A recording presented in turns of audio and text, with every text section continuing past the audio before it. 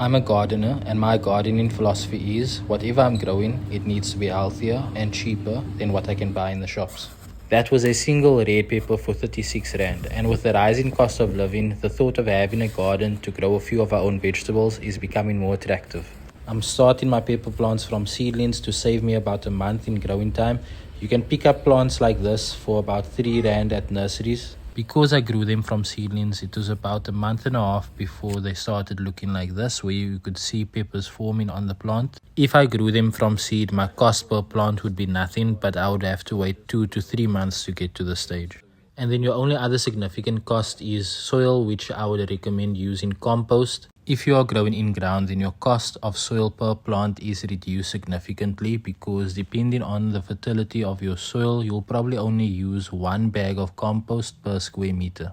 And in a square meter, you could fit in 10 to 15 pepper plants. But if you've been following this page for a while, then you know that I grow in large plant boxes, and this is basically what they look like. It's half a square meter. I can comfortably fit in 7 pepper. Wait, pause. So I'm realizing while editing this video that I'm going into way too much detail.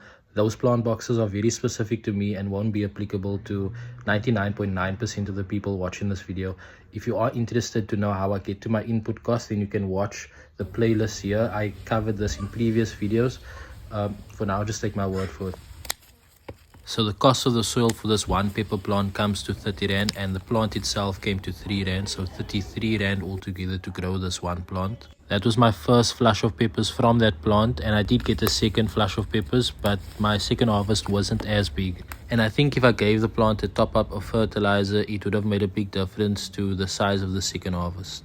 The third harvest, we're not gonna even talk about that. So taking into account the cost of growing this 1 pepper plant, I do end up saving money, especially if I'm comparing it to the cost at the shops. But let's be realistic, you could get your peppers a lot cheaper at a different shop, or even at the same shop at a different time, because with the price of vegetables, they always fluctuating up and down depending on the demand, depending on the season.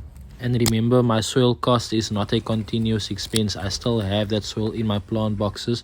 If I were to plant in that plant box again, I would just need to top it up with another bag of compost or give it some fertilizer. Another thing to remember is that not all plants are the same.